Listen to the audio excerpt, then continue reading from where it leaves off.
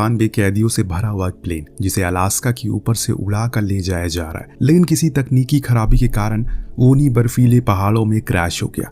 पर वो 92 कैदी गए कहाँ? उस वीरान जंगल में से चलिए जानते हैं। भारी भरकम पुलिस की तैनाती में इन कैदियों को लाया जा रहा है। एक एक करके सभी को प्लेन के अंदर बैठाया गया।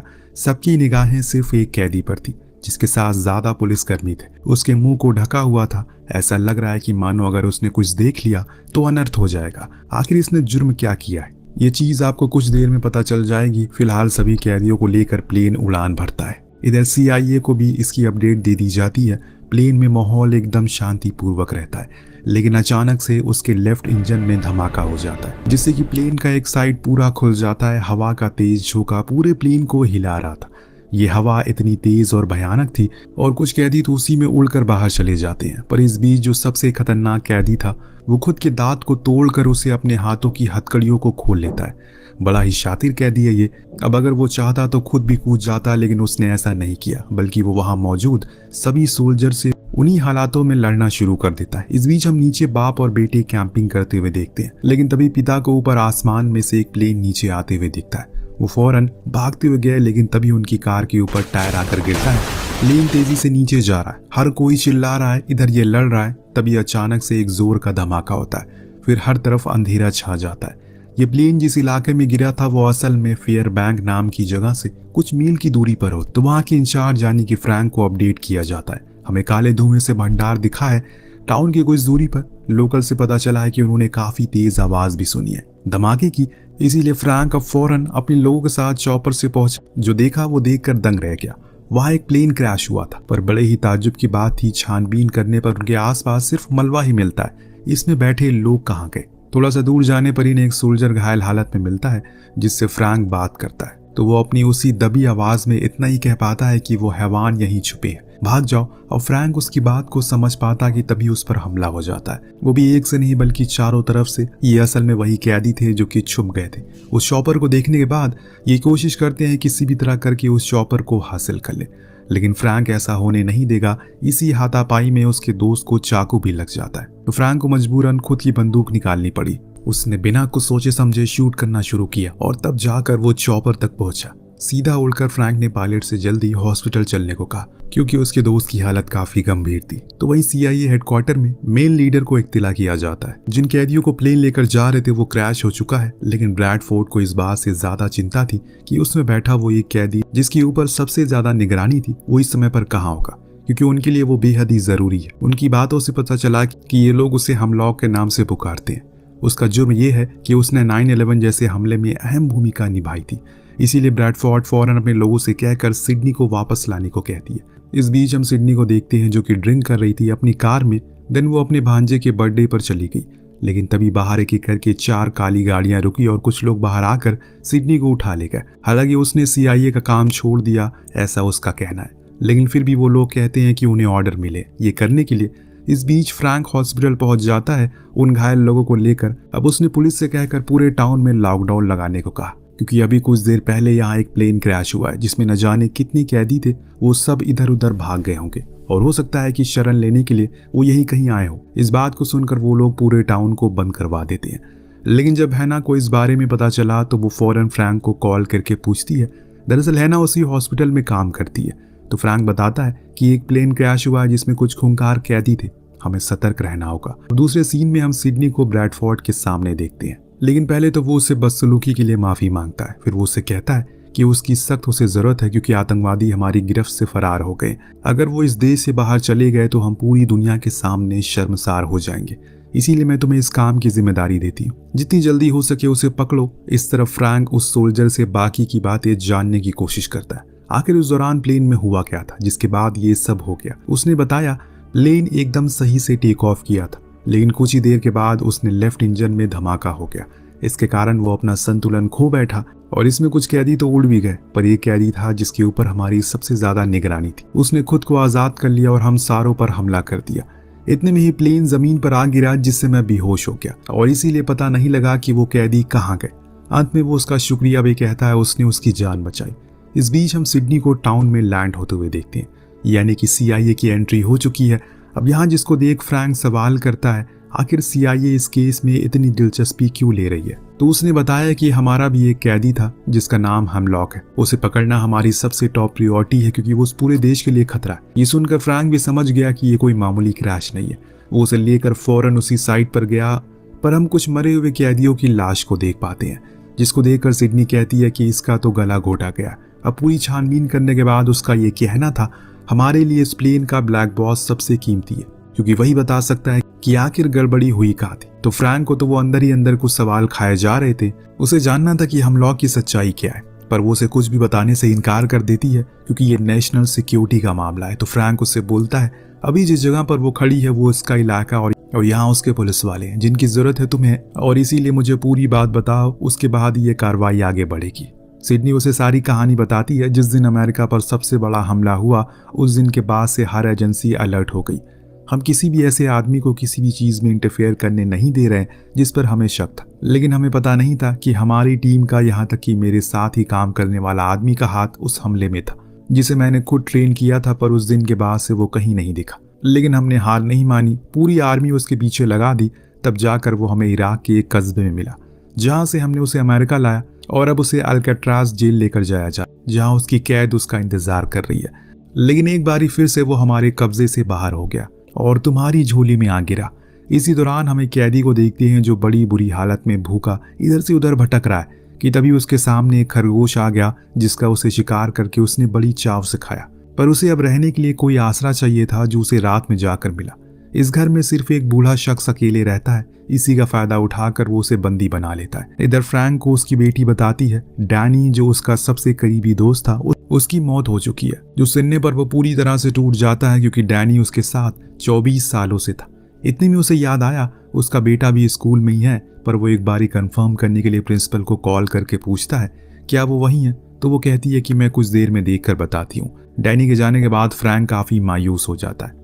वो अपनी पत्नी हैना के पास आकर बैठ जाता है, लेकिन अब उन्हें एहसास हो रहा है कि वो दोनों अपने काम को लेकर इतना ज्यादा मशरूफ हो गए, उन्हें तो एक दूसरे की कुछ चीजें याद भी नहीं रहती। जो सुनने पर फ्रैंक उसे माफी मांगता है और कहता है जैसे ये काम खत्म होगा उसके बाद तुम सभी के साथ ज्यादा से ज्यादा समय बिताऊंगा। इतने में उसके पास एक कॉल आई और जल्दी आने को कहा गया। वेयर हाउस जाकर पता चला कि इन्हें एक रेडियो एक्टिव सिग्नल मिला है जंगल के बीच में, लेकिन इसमें किसी ने कुछ बोला ही नहीं।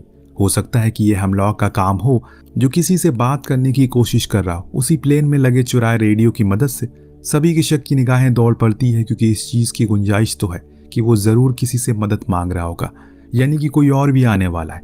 हम यहाँ फ्रैंक के बेटे ल्यूक को देखते हैं जो असल में स्कूल में नहीं बल्कि अपनी गर्लफ्रेंड के साथ एक कॉटेज में आया हुआ था, लेकिन इस बारे में किसी को पता नहीं था। तो वहीं वो कैदी देखता है उस बूढ़े शख्स ने रेडियो से सिग्नल भेजे, यानी कि जो सिग्नल आए थे वो यहीं से आए थे।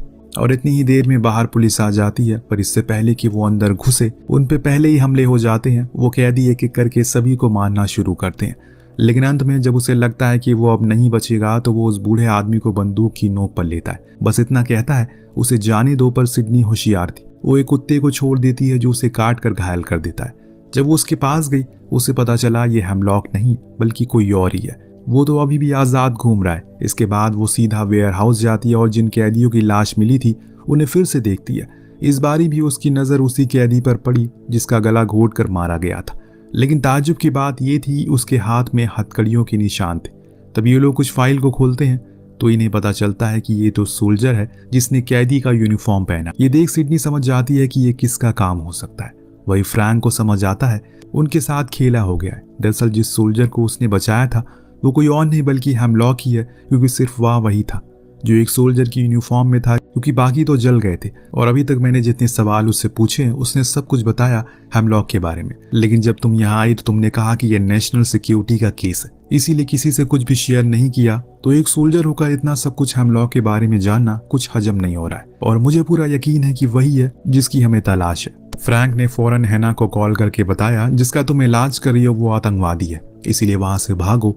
लेकिन तब तक देर हो चुकी है क्योंकि जब तक ये लोग वहां हॉस्पिटल में पहुंचते वो हैना को एक कैडल पर लेकर बाहर जा चुका है। लेकिन फ्रैंक के लिए बस एक मुसीबत नहीं थी, बल्कि जब उसे पता चलता है कि उसका बेटा स्कूल में नहीं है तो वो और भी ज्यादा परेशान हो जाता है। इसीलिए सारा गुस्सा वो सिडनी पर निकालता है, क्योंकि अगर वो उसे पहले ही हेमलॉक की तस्वीर को दिखा देती तो वो उसे पकड़ लेता। लेकिन तुम लोगों की बेवकूफ़ी की वजह से मेरी बीवी अब खतरे में है। इस बीच हम देखते हैं कि हेमलॉक ने उस टाउन के टावर में आग लगा दी, जिससे कि अब कोई भी फोन काम नहीं कर रहा है। लेकिन यहाँ एक वॉकी टॉकी पर कॉल आती है जो सिर्फ फ्रैंक के लिए था, जिसे हेमलॉक खुद बात करता और कहता है कि वो घबराए नहीं, उसकी बीवी उसके साथ सुरक्षित है तब तक जब तक वो उसकी मदद करेगा। अब उसे CIA पर भरोसा नहीं है क्योंकि वो भ्रष्ट हो चुकी है और उन्होंने मेरे ऊपर झूठे इल्जाम लगाए हैं खुद की नाकामियों को छुपाने के लिए। पूरा स्टाफ इस चीज को सुन लेता और सबकी नजरें फ्रैंक पर आकर टिक जाती है। किसी ने भी ये कभी सोचा नहीं था इतना बड़ा कैदी एक मामूली से पुलिस ऑफिसर से सीधा बात करेगा, जबकि वहां पर CIA के बड़े बड़े एजेंट मौजूद थे। तो क्या फ्रैंक उसकी मदद करेगा या ये सर्वाइवल का खेल लंबा चलेगा? तो एपिसोड 2 की शुरुआत होती है फ्रैंक की एक प्रेस कॉन्फ्रेंस में, जहां वो सभी को वो सारी बातें बता देता है जो अभी तक लोगों से छुपाई गई थी, जैसे उसके बीवी का अगवा होना, कैदियों का प्लेन क्रैश हो जाना, ताकि वो लोग भी अब सतर्क हो जाए। वहीं दूसरी ओर हम उसी बाप बेटे को देखते हैं जिन्हें एक कैदी ने बंधक बना लिया था। तो एक सेलन नाम का कैदी एक कार के आगे आ जाता है, ये कहते हुए प्लीज उसे पुलिस के पास ले चलो, उसके बदले में मैं तुम्हें ढेर सारे पैसे दूंगा। पैसे दोस्तों किसे पसंद नहीं है। वो लेडी उसे लेकर पुलिस स्टेशन छोड़ देती है।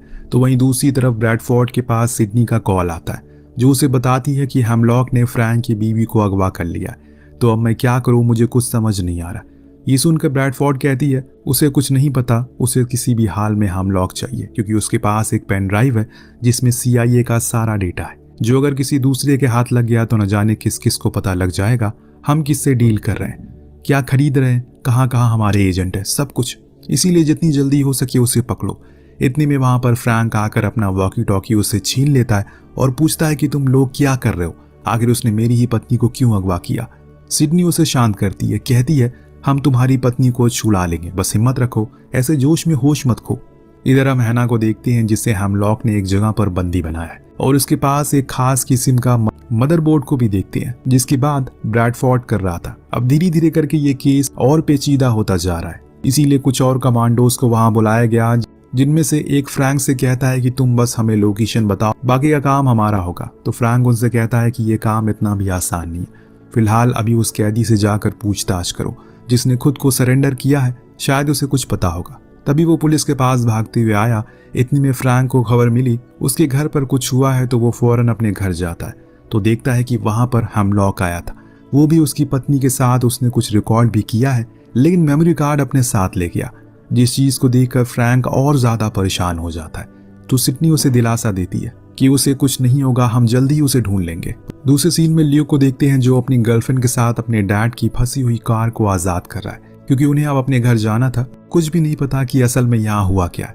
जब ये दोनों कार को खोलते हैं तो उन्हें उसके अंदर एक घायल आदमी मिलता है। हो सकता है कि ये कोई कैदी हो और ये उसे उठाकर वापस केबिन में ले आते हैं। जिस कैदी ने उस बाप बेटे को बंदी बनाया हुआ था वो अपने और कुछ साथियों के पास जाता है, उन्हें बताता है कि हम इनकी मदद से यहाँ से निकल सकते हैं क्योंकि अभी यहाँ पर चारों तरफ पुलिस है। उस दिन की तलाश के बाद उन्हें वो मेमोरी मिल जाती है जिसे प्ले करने पर ये लोग हैना का एक वीडियो देखते हैं जिसमें वो कह रही है कि हेमलॉक की डिमांड है कि उसे 12A पर बैठे कैदी उसके हवाले कर दिए जाए, बाकी कुछ नहीं चाहिए। लेकिन फ्रैंक ऐसा कभी नहीं करेगा क्योंकि ये उनकी हार होगी। हो सकता है कि वही कैदी हमारी सबसे बड़ी लीड हो।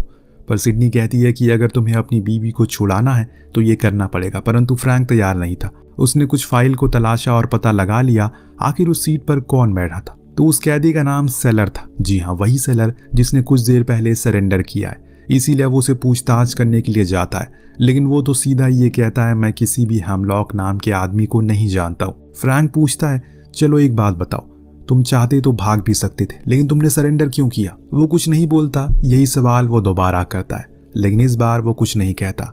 जो देख फ्रैंक को गुस्सा आता और वो उसे धमकाने लगता है। इससे भी सेलर को कोई फर्क नहीं पड़ता, उसे तो कुछ पता ही नहीं था सिवाय अपने नाम के।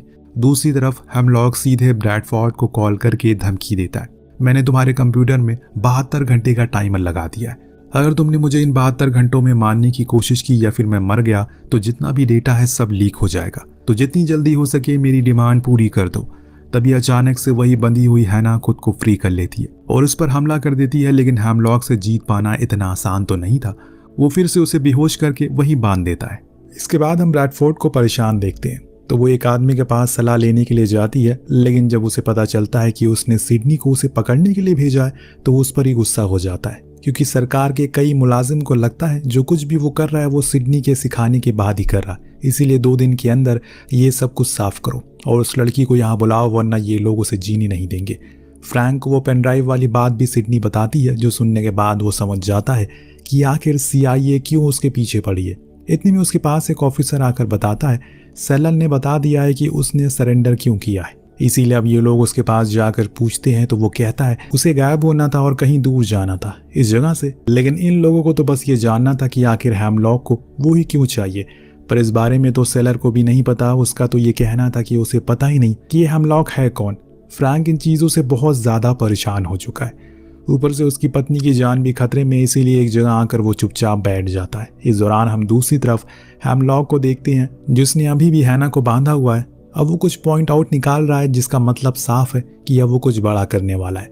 सभी की मंजूरी के बाद एक प्लान बनाया जाता है। फिर फ्रैंक सेलर को उसी जगह पर पहुंच जाता है जहां हेमलॉक ने उसे आने को कहा था, लेकिन वो सेलर नहीं बल्कि एक पुलिस वाला ही होता है। जिस जगह पर इन्हें आने को कहा था वो वहीं आकर रुक जाते हैं, लेकिन वो उन्हें और आगे चलने को बोलता है, जो सुनने के बाद फ्रैंक समझ जाता है कि वो हमें उलझा रहा है और कुछ नहीं। तब सिडनी बताती है हमारी टीम को ब्लैक बॉक्स मिल चुका है और वो उसे लेकर आ रही है। तभी इन्हें समझ में आता है कि असल में उसका प्लान क्या था। उसे वो ब्लैक बॉक्स चाहिए जिसे चुराने के लिए इसने इन लोगों को बेवकूफ़ बनाया ताकि वो वहां आसानी से उसे चुरा सके, लेकिन ऐसा मुमकिन ना हो सका क्योंकि सबके पहुंचने से पहले ही सिडनी वहां पहुंच गई। लेकिन उसके पहुंचने से पहले वो वहां से भाग जाता है। कहानी अब यहाँ थोड़ा अतीत में जाती है, ये दिखाने के लिए कि इन दोनों की मुलाकात कैसे हुई। दरअसल पहले हेमलॉक मोटिवेशनल स्पीचेस दिया करता था जो सिडनी को काफ़ी पसंद आई, इसीलिए वो उससे मिलने गई और कहा कि वो उसके साथ काम कर ले, दोनों मिलकर अच्छा काम करेंगे। पर वो साफ मना करता है ये कहकर कि वो कभी भी पुलिस के लिए काम नहीं करता।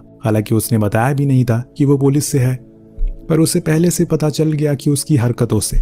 और इधर जंगल में फंसे कुछ कैदियों ने जिन बाप बेटे को बंधक बना रखा था उसमें से बेटा भाग जाता है अपने बाप के कहने पर। तो वहीं दूसरी तरफ फ्रैंक को रास्ते में एक ट्रक मिलती है जिसमें कुछ एक बॉक्स रखे थे जो सिर्फ फ्रैंक के लिए थे, पर उसके अंदर क्या था ये हमें दिखाया नहीं जा सकता। क्या उसमें हैना का कटा हुआ सर तो नहीं था या फिर ल्यूक के बॉडी पार्ट्स तो नहीं थे, कुछ भी हो सकता है। पर यह राज एपिसोड 3 में हमें देखने को मिलेगा, उसके लिए आपको थोड़ा इंतजार करना पड़ेगा।